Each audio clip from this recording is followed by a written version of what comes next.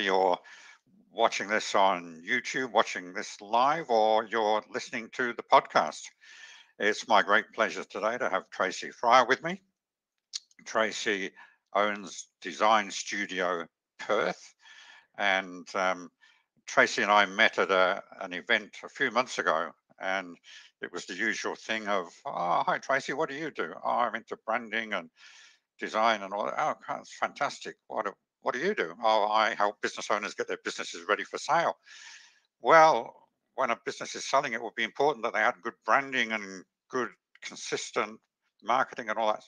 I said, absolutely. Why don't we do a webinar and a podcast? So here we are. So welcome, Tracy. Good morning. Thank you so much, John. Thank you for having me. And yeah, it was so great to meet you at the Linen Brown soiree. And yeah, we instantly connected. Yeah. So let's get into it because we're taking up a little bit of time. So I'm going to share your slides now. Thank you. Hi, everyone. I'm Tracy Fryer. I'm the founder of Design Studio Perth. So I'm the founder of Design Studio Perth. We're dedicated to helping our clients grow with distinction through captivating branding and design. I'm also the host of the Real Biz Life Chronicles, where we showcase that wonderful but extremely challenging journey of being a business owner. Next, please, John. Great. So Design Studio Perth, who are we? As I mentioned before, we're dedicated to helping our clients grow with distinction. We are not just another graphic design agency. Everything that we do has the intention to help our clients grow in the marketplace. We're not the agency that will just give you a logo and see you later. We also know how overwhelming branding can be. So what we do is we've really tried to streamline the process and break things down to make it more easier for business owners to be guided on that journey. Part of our other mission is to really help business owners take their brand from standard to strategic. So, like anything, if there's no strategy behind it, you're not going to get that return that you're hoping for. So, any type of marketing, any type of branding, we really want to make sure that there's a strategy. Otherwise, again, we're not going to get that return. So, that's a bit about Design Studio Perth. And we have an amazing team of creatives, of in house copywriters, graphic designers, web developers, and web designers as well. Thanks, John. Next, please. Great. So, the webinar goals for today and the intentions are to help you gain a better understanding of what branding is to teach you how brand equity can add value to your business. As John mentioned, if you are thinking of selling, branding plays an extremely major part in that sale. And I'm not just saying that because I'm live on Web Ninja today. We also want to show you how to use branding to establish value in your services or product, and to show you how to create brand cohesion across the various marketing platforms for web, print, and social media. Thank you. Great. So, what is a brand? So, the infographic at the top there illustrates that on the left-hand side, we'll have our product or service. Most business owners, we have a passion, for what it is that we do, but a lot of us don't quite know how to take that product or service to the market. So, on the left, we have our product or service. On the right-hand side, we have our clients and our customers, and in the middle is our brand. So, brand is a perception in the eye of your prospect or clients that's associated with your product or service. It's built to represent who you are as a business and how you wish to be perceived in the marketplace. It's also a way, and this one's really important, it's a way to distinguish yourself from your competitors in the marketplace. So I really want to highlight that if if you have a business, please not go and copy and paste from your competitors, because that is, number one, illegal, and you will also get lost in a flooded sea of digital marketing. So we were bombarded with hundreds and thousands of messages every single day. We really want our brand to, number one, align with our ideal client, and number two, really showcase exactly how our business is different. So in terms of our unique selling points, our key messages, and of course, our brand identity. More importantly, branding establishes value in your product or service. So that's a main point down the bottom there as well. Thank you, John.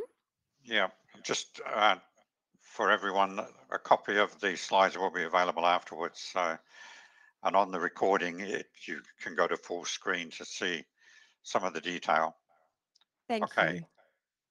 So I love to explain the difference between marketing and branding, because there is a misconception that they are the same thing. They are two different things, but they work together. So I like to look at it like dating, right? So Marketing is like asking someone on a date, and branding is the reason they say yes. So, just want to highlight that our marketing strategy and our brand are two separate things. Your brand always comes first because there's no way that you can go to market if you have no idea, sorry, who your ideal client is. You don't have a brand identity, you don't have your messaging framework clearly defined. So, your marketing strategy will become really, really difficult. And another thing I want to highlight is that a lot of agencies go straight to a website. So, there's absolutely no point building that website if again you have no idea of who it is that you're serving and how you make their life easier. So it's not chicken and the egg, it is always egg, which is the branding, and then the chicken marketing comes afterwards. Hmm, Thanks, John. that's a good way of putting it. Yeah. Yeah. So brand equity. So this plays an extremely important part in the value of our business, especially when we are wanting to sell. So what exactly is brand equity? So this refers to the value that a brand adds to a product or service. So again, we might have, I'm going to just use a watch brand, for example. But the way that that product is branded can really add value to that product. And we can also command a higher price point, which means more profit for our business as well. So the brand add values beyond the function and benefits of the product or service. It's the perception and associations that a customer, employees, and the market have about a brand. Thanks, John. Yeah. Just talking about the customer perception, if we think about Qantas and their brand, what's happened to their to our perception of the Qantas brand over the last few years? Yeah, it's It's really become tarnished, hasn't it? it has. And, I think a lot of business owners don't realize how quickly that can happen if you're not mindful of how your brand is being showcased across the various platforms. And it's not just about social media, web, and your print collateral. It's the very experience that that person is having from the moment they engage with you as a prospect, or when they go into your store, or like Qantas, from the very point where they've purchased that ticket and they go to the check-in desk. So we have to be mindful that branding is not just a logo. Again, a big misconception. It's an entire experience that you take a person or customer or client. You take them on a journey with you, and it's really great to be mindful of the different touch points and how you can really showcase your brand, because we don't want the same to happen as what has happened with Qantas and some other brands out there. Yeah. And if you think about franchises, franchises are all about the brand. Mm, So I've been in a franchise and I've sold franchises and dealt with franchisors, and their number one, the franchisor's number one um, concern is protecting the brand and keeping that image. definitely. So, when people see the brand, they have a perception of what to expect, a consistency, no matter Totally. which part of the world you're in, you're going to get the same service, the same product. So, okay. Yes. And I just want to highlight, John, as well. That's why your brand style guide, Design Studio Perth has a brand compass, which encapsulates your messaging framework and your visual identity. But that document, essentially, especially if you are in the franchise model, its guidelines. It has to be adhered to maintain that brand consistency throughout. So people can't add their own, colors and their own sort of things along the line. It's really important, that document, as it preserves the brand moving forward. Mm, So the key components of brand equity, and for those listening to the podcast, I'm just going to walk through the slide here. So brand awareness. So do our prospects, do our ideal clients know about our brand or our business? Are we really leveraging the different touch points, the different platforms? Social media, so many of us hate it. But again, I encourage you to really embrace those platforms. It's free organic marketing. We can all become rock stars in our own space, but yet we're depriving ourselves that opportunity to get on there and really showcase how it is that we're different. So really use YouTube, LinkedIn, network in person. As my advisor always says, business is and not all. So really make sure that your brand is out there. If you're going to hang behind your computer and stand in the radar, well, no one's ever going to know how great your service or product is. So we live in a wonderful time where we have so many opportunities to really get out there and make ourselves known. The other and do key it cheaply components. as well. Yes, of course, definitely. I mean, if you have a social media manager, that is a cost, but again, that person is trained to really help you get maximize your social media and communicate those core messages that are associated with your brand and your visuals as well. As I mentioned earlier, we're bombarded with thousands of messages and visuals every single day. So we really want to make sure that we are confident and we know exactly what our USPs are, our unique selling propositions are, and our key messages also. So, in terms of our reputation, this is a key component of brand equity. Along with it, establishes trust and loyalty. And a great way to do this is through testimonials on your website, on your social media, through videos. It really gives the person on the other side or the person that might be thinking about working with you the opportunity to put themselves in one of your clients' shoes and sort of get insight into what it might be like working with you or buying your product or your services. So again, we really want to look at your brand media, so your photos, your videos. Video is very hot at the moment, so if you are trying to be brave like I am and embrace video, I highly recommend that you use video. Get on TikTok.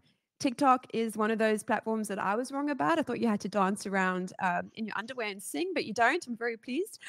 So you can, get on there. It's a platform, probably how I think Instagram was 10 years ago. You can get a lot of, you can really leverage the platform, get a lot of exposure. And again, it's just great to get in front of everyone as well. The other key components of brand equity is an increase in your business value. So, if you think about it, if you don't have your brand established, if you have no idea what your USP is, if you have no idea, who it is that you're serving, Design Studio Perth's ideal client is Steve. If you haven't thought about your Steve and how you make his life easier, well, if you are thinking of selling your business, a potential buyer, investor is going to ask you if you have your ideal client profiling done, if you have your USPs, your messaging framework all established. And if you don't have that, well, it's a decrease in your business value. Perceived quality is a big one. And I'm going to share a slide in a on Louis Vuitton and just how that premium branding has really helped allowed them, should I rather say, to sell their beautiful bags and their clothing at a much higher price point. So I'll touch more on that in a moment. And Mm. the other key component is brand identity. So as John and I, or we all recognize each other by our facial features, your brand identity becomes the face of your business. A brand is a living thing minus the human element, and it has personality. What does your logo look like? Your colors, your fonts, your what messages are you conveying to your audience as well? Yes, next slide, please, John. Great. So, how exactly does brand equity add value to your business? So, as I touched on earlier, it helps the perception of increased value in your product or service, but it also adds value to your business. So, any type of marketing, branding, strategy, system that we implement into our business, it's always adding value to our business at the end of the day. Competitive advantage. So, depending on what industry you are in, I can assure you that not every business owner thinks about their brand. I know when I first started my business, I was so driven by the passion of that I had for what it is that I'm doing, and I'm sure a lot of business owners are the same. They could be an accountant or a lawyer, or sell a beauty product, whatever the case may be. But they're not thinking about these things. I come across so many business owners who do not have any idea what their key messages are, who their Steve, their ideal client is. So it really does give you that competitive advantage in the marketplace. And something I want to highlight there, if you are using Canva or a logo generator or freelance or any of those platforms, bear in mind that millions of people have access to those platforms as well. So the likelihood of your logo being unique and custom to your business is very slim. So if you are looking to take your business to that next level, I highly recommend, again, I'm not just saying this because I'm in the space, like have something that is custom and unique to you and as unique as your business. And And you need yeah, to own the rights to it, because if you do it on Canva, you don't own it.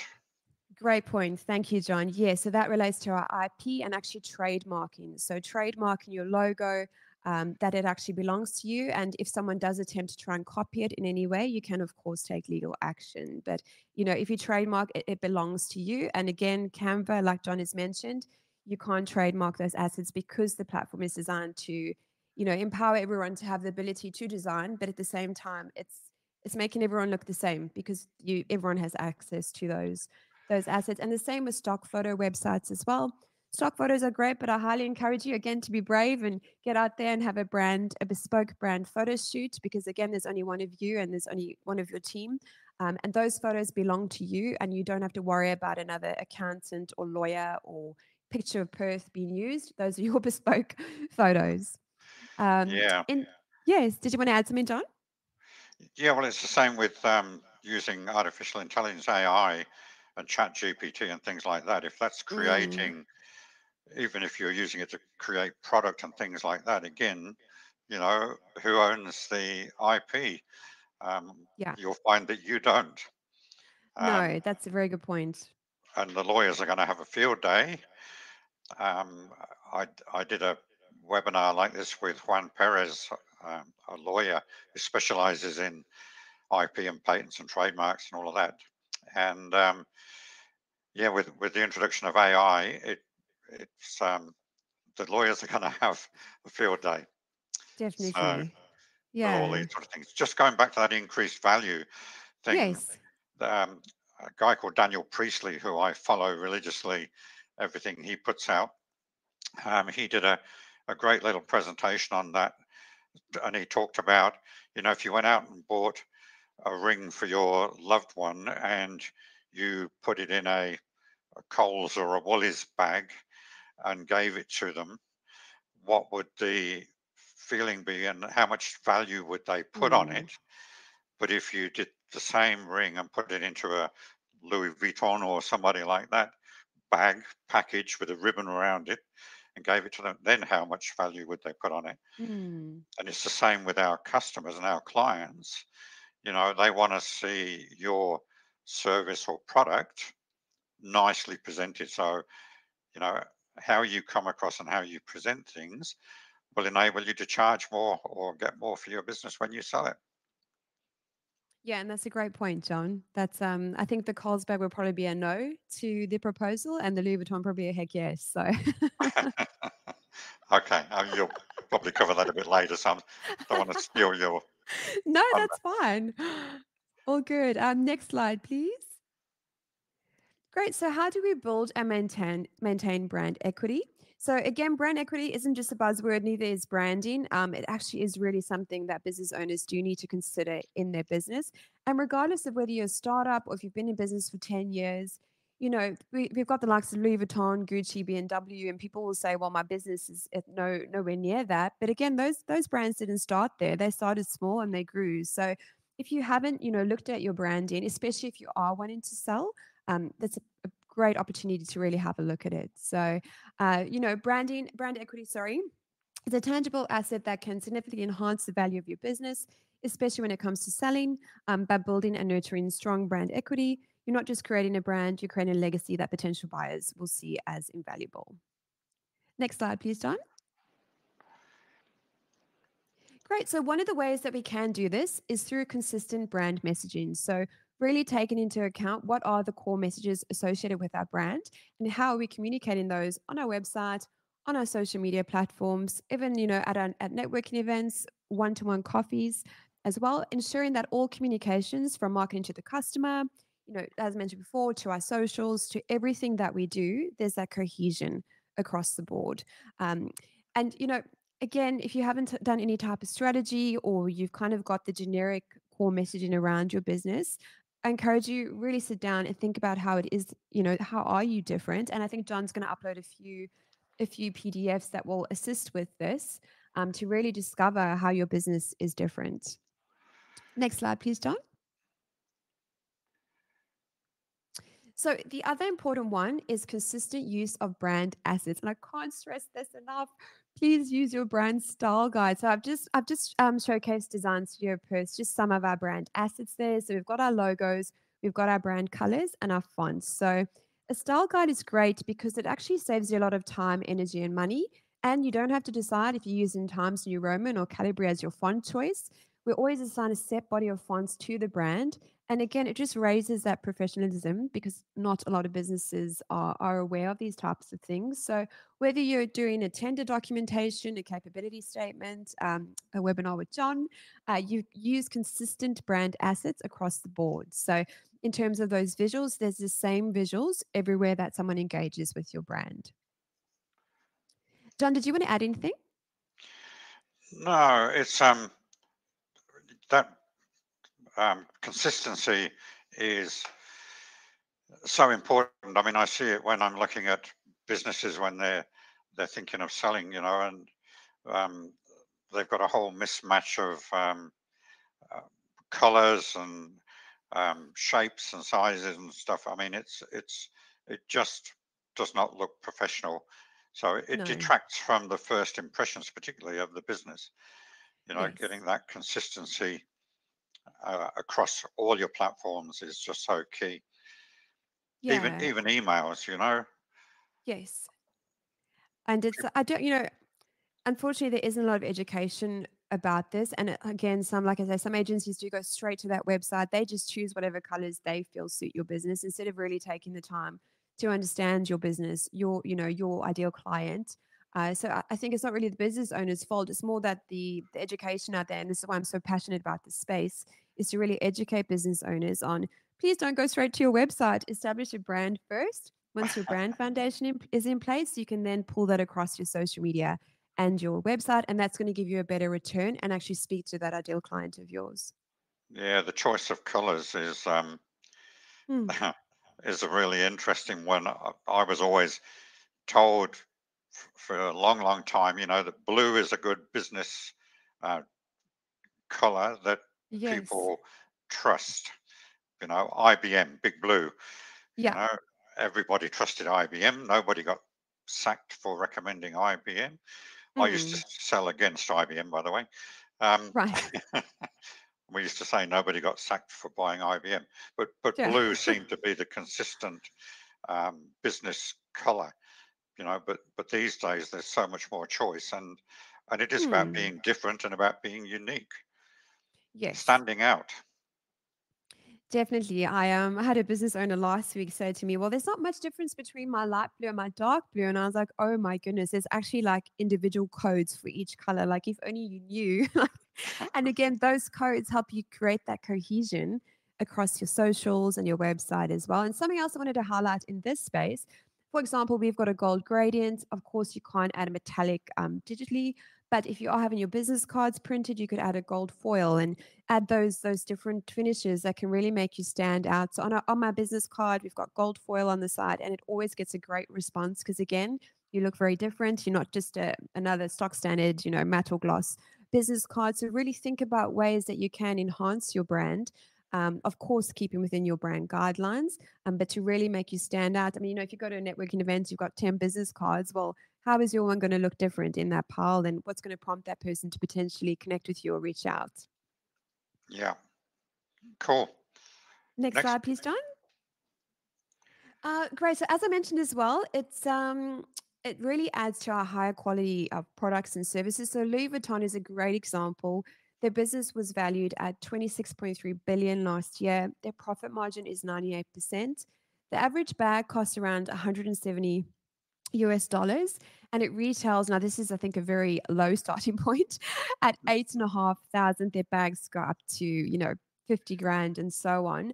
But if you think of Louis Vuitton, like their stores, their website, when you go into their actual store, you're given champagne, and it's just premium all the way. So when we are branded and we look the part, it does allow us to not only showcase our value, but again, charge a higher price point, which results in more profit. Which, if someone is looking at buying your business, they're going to love that because it's all about profit at the end of the day, among other things, of course. But that's essentially one of the main things. And something else my advisor once said to me: if you're not making a decent profit, well, you may as well go and get a job because of the stress and everything involved in having your own business. So branding really gives you that opportunity to add value, but to also charge a much higher price point and add profit to your business.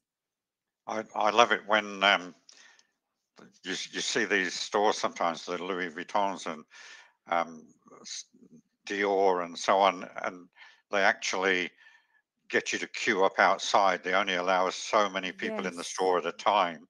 You Yes, know, I've that seen. just creates that perception of, yeah, this must be really, really special, you It does. know. And Yeah, so, and it creates FOMO, fear of missing out. exactly, FOMO, yeah. Yeah, yeah. It's funny, the human brain, we always want like what we can't have. So even if we have to stand outside and wait, like we're willing to do it because it's got that perception, right, as you mentioned. Yeah, The psychology is brilliant. Yes, Yep. definitely. Thanks, John. Next one. So, customer engagement and experience. So, as I mentioned before, you really want to think about those touch points where your clients or your customers are engaging with your brand or your product, and how you can really enhance those experiences. So, I met someone the other day who also works in the branding space. They don't really do the brand strategy and foundation, but they are purely dedicated to creating brand experiences. So, again, if we go back to that psychology, our minds remember experiences. So if you can associate a great experience with your brand, or like Louis Vuitton and Dior, where they make people stand outside, might not be great if it's raining, but again, it's creating that impression in their mind that there's a queue, it must be worth the wait. Like what's happening? People when they see a queue or an accident on the road, Mm, which is gross, they always slow down and they stop because they're curious and want to see what's going on. So really thinking about how you can enhance your brand at those touch points. mm, Of course, monitoring and measuring is really important. So, again, there's absolutely no point investing time, energy, and money in creating your brand if you're not going to measure at those touch points the effect that it's actually having on your revenue, on your customers.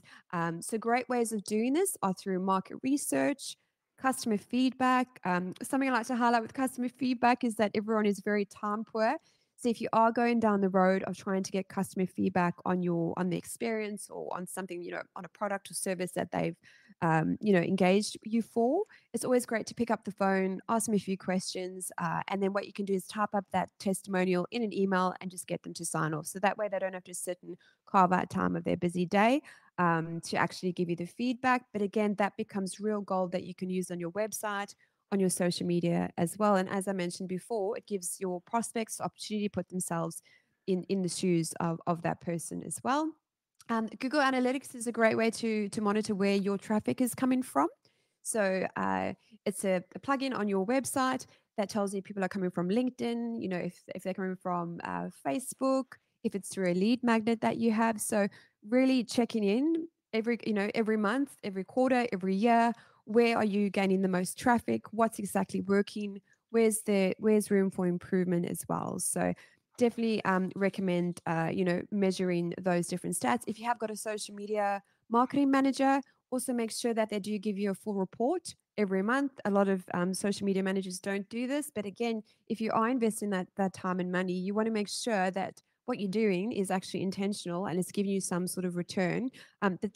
Report, sorry, will be able to tell you what's working and what's not, and where there's room for improvement. And essentially, what happens, you get this build up of data that you can really then use and again leverage off that. So, what was the plugin? What was the browser? So it's Google Analytics. So your web developer Oh, or designer can attach it to your website. And it basically just tells you where the traffic's coming from. There is a few different ones. That's the one that we use. And then I think you can get it's called I want to say puzzle, but that's not the right word. You can also track through your Facebook and your Instagram. There's a widget. Oh, I can't remember the name. Sorry, but it also tells you, where the traffic is coming from. And I actually think on general posts, you can see what sort of engagement you've had, how many people have seen the post, and that's great because you can see what content was received really well, what generated the most conversation, and then when you go to do your social media strategy, you can then include more of that to essentially have the same stats. yeah, yeah. Measuring is one of my big hobby horses with business owners, measuring everything in their business, um, Yes. and coming up with a dashboard. You've got to make sure you're measuring the right things. Mm. Um, uh, it's your instrument panel, and if you can't measure it, you can't improve it. Whereas if you can No. measure it, you can improve it. Yes. So Definitely. yes, it's a key hobby horse of mine, getting people to measure, and not just once a year. I Mm. in my role helping business owners get their businesses ready for sale, usually start by looking at their financials, because the financials tell you a lot about what's happening in the business. Mm. And quite often I find that business owners only look at them at tax time. Yes. Well, it's too late then. Yeah. You got to look. I'm laughing because that was me in the first year. Yeah, and when you're measuring, it's look for trends. Charlie Yes. Gunningham, who people on the webinar I'm sure would know, a lot of people know Charlie. around Perth anyway. And Hmm. one of his sayings, I did a podcast with him, and one of the things that stood out was, the trend is your friend. Yes. And it's just stuck with me. When you're measuring and tracking, you can look for trends that are going the right way or the wrong way, Hmm. and then you can do something about it. So, yeah, sorry, I just had to No, please. have my little rant on that. Yeah, of course. It's really important. And I wish I had known that in my first year because I was that person who was just like, I have no idea. I'm just kind of going for gold. And then tax time would roll around. And then I'd look at my numbers. And then obviously through working with an advisor and a coach, realize that, it's very important to track those metrics throughout. So, Mm, for sure. hmm. So at Design Studio Perth, we have our branding pillars. So essentially, when you're trying to do any type of marketing, and again, this goes back to the value that it adds to your business when you are wanting to sell, you need these three pillars to align with your ideal client. And when you go to do those marketing tasks, you'll need these three pillars to create those marketing projects, should I say. So the first one is your brand messaging. So this is how you'll sound. It's the words that we use, on a website, on our social media. It refers to your brand tone, your ideal client. So, as mentioned, we've got Steve. You might have a Mark or a Bob or a Jane. And it also stipulates your vision and mission. Again, if you haven't got your vision and mission defined, please carve time in your schedule and create this. Because, again, if someone is looking at buying your business, or even your team members, if they don't align with that vision and mission or your values, well, they'll naturally tap out throughout the candidate, recruitment process. So if someone does align, again, that saves you a lot of time as well because then you can take them through that recruitment process too. The second one that we have is our visual identity. So this is your logo, it's your brand colors, it's the face of your business, your brand fonts as well, and it's essentially how you're going to stand out in the marketplace. As we discussed earlier, if you are using Canva, a lot of people are using those assets on there because it's a public platform, really. So, looking at your logo, is it aligned with your ideal client? Have you potentially got pink in your logo when your ideal client is male? Guys like pink, but yeah, just think about this very simple example. But just thinking about your logo and does it actually speak to your audience as well? Again, just want to highlight that with your visual identity, if you've just got a logo, I really encourage you to have that brand style guide built out because if you work with different agencies, printers, social media managers, they will start filling in the gaps and your brand's going to get very tacky very quickly. And again, if you come to the point where you do want to sell, well, it's going to decrease the value in your business and the negotiation will be in the purchaser's favor because you won't have that foundation in place. The third pillar is our brand media. So this is how you look. It refers to your photographs, your videos, and any imagery or graphics that's associated with your brand. Cool. Thanks, John. It's getting that consistency again, isn't it? So important. I guess it's like anything in business or life, right? You just have to be consistent across the board. So Mm, this slide here illustrates that, again, Design Studio, we have our brand compass, which is our brand messaging, our visual identity, and our brand media. Below are the marketing tasks. So we need these three pillars in order to create our website. If we're going to spend $20,000 on an ad campaign, but we have no idea what our brand message is, well, we're not going to get the return that we're hoping for on that ad campaign. So especially with paid ads or any type of marketing, if you haven't got one of these three pillars clearly defined, really encourage you to take the time to really define them. We've also got, sorry, John, this pop-up has appeared again from Web Ninja. Um, Also with your social media. So if you have got a social media manager, usually that person is taken on to make our lives easier so we don't have to sit and think about our social media because it is a beast. But in order for that person to effectively create copy that aligns with our ideal client or speaks to our audience, we really need to have our brand messaging framework in place that copywriter can then go and pull the key messages from your brand compass and then incorporate that into your social media. And what happens with that is that you have that brand cohesion and those cohesive messages across the board. And I think I heard it takes like 52 different touch points or something for a person to even start noticing you. So if you've got 25 different messages going on, the likelihood of them remembering you is very, very slim. So yeah, can't stress enough. Please have a strategy or framework done that's really going to help with your social media. And because social media management can be quite a substantial cost for a business, you really want to make sure that your brand is being portrayed in the correct way across those platforms. mm. Okay. Next slide, please, John. Okay. Great. So these are some client case studies. So this is Paul Klassen. He's a business advisor. So we established Paul's brand. We then filtered the brand through onto his website, onto his capability statement. And I can say this, Paul was someone who I guess wanted to stay under the radar, but through actually establishing his brand, he now looks the part, and he has been able to launch his group coaching. Sorry, John, do you mind to go to the next slide, please? Yep. Thank you. He's been able to obviously grow his profile across LinkedIn, social media. In terms of his group course, he's been able to launch that as well. And I often say to business owners, if you don't have anything to go to market with, no one is going to know how brilliant you actually are. So again, our branding, it gives us that opportunity to showcase the value in our service or product. It really gives us the opportunity to showcase how we are different. So Paul also reported that he had a substantial revenue increase because again, he was able to use his brand compass to create marketing collateral on his website as well. And of course, we had the new service launch of the group coaching. Thanks, John. Next slide, please. Good. Good to see he used a base color of blue. Yes. The next one's different. So this is Farnese. Now they're they create stone masonry machinery. So Alex, another incredible business owner, had 6 different businesses that were happening. They were, I think 4 of them were branded differently. But what was happening is that Farnese was looking a lot smaller than what Farnese actually is. So through our brand strategy and working with Alex and John, who are legends, we refined the brand. We really looked at the ideal clients that each of those parts of the business was targeting. So we've now got Farnese stone machinery.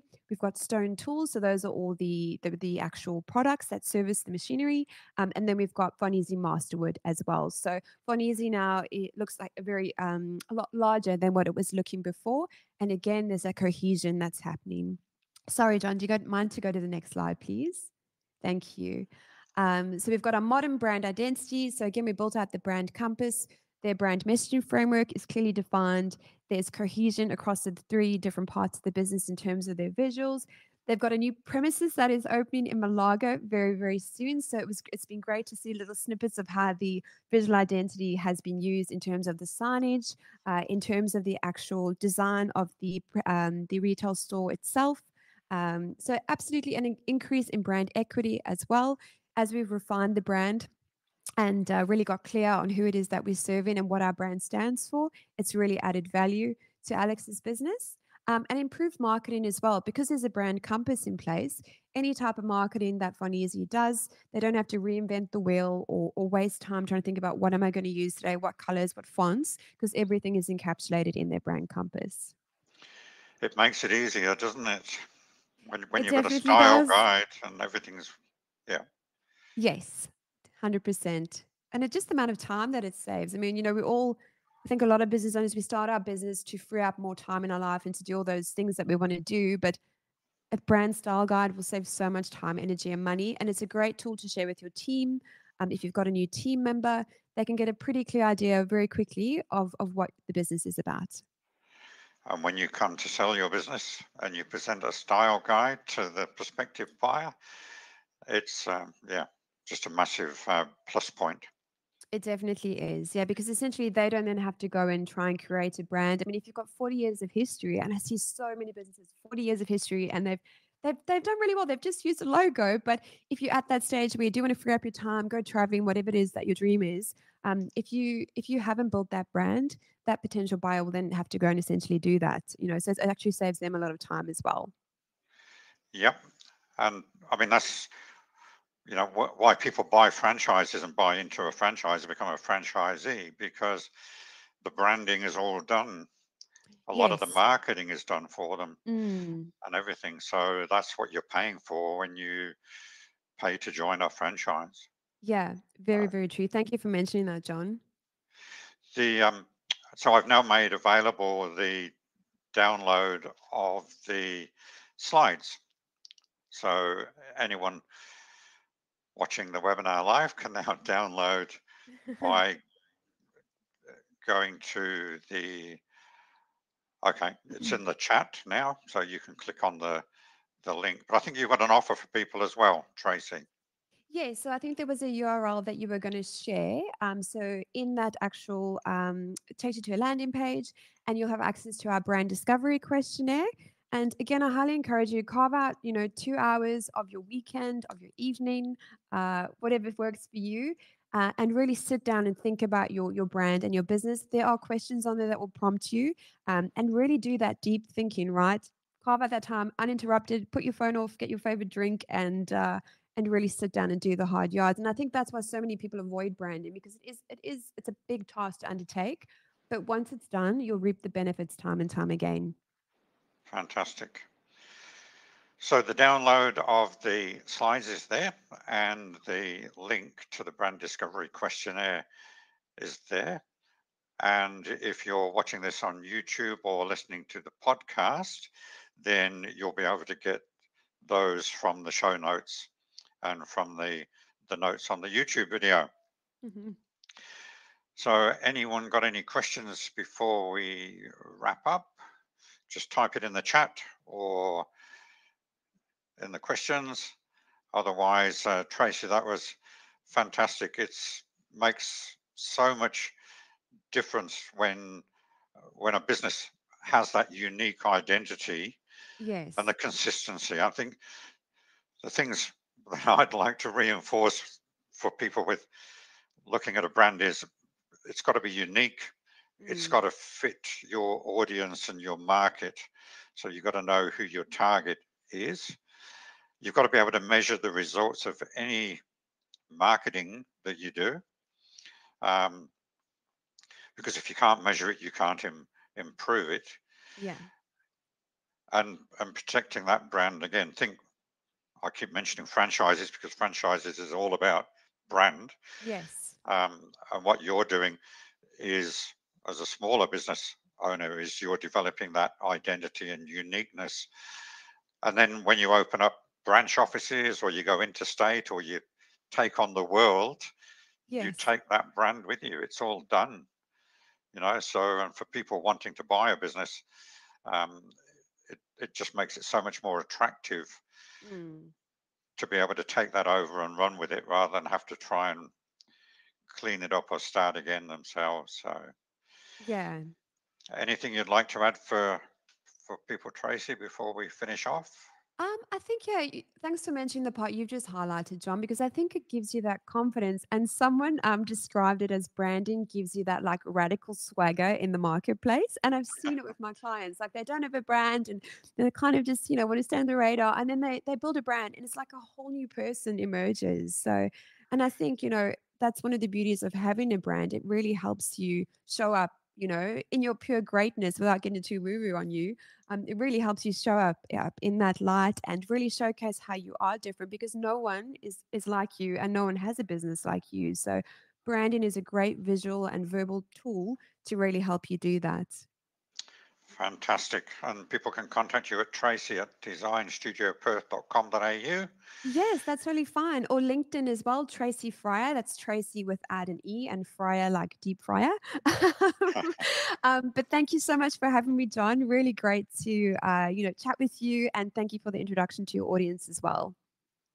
Pleasure, Tracy. We covered some great things there, and Yes. people will get a copy of the recording um, when I've edited it. The hiccups we had And at the sorry beginning. about the tech stuff in the beginning. Oh my goodness, never a dull moment. But I look forward to having you on the Real Biz Life Chronicles as well. Okay. All right. Thank you, everyone. Thank you for being here. Look forward to seeing you next time. And if you want to know more about what I do, it's john at johndenton.com.au, or just go to johndenton.com.au. So thank you, everyone. Bye for now. Thank you.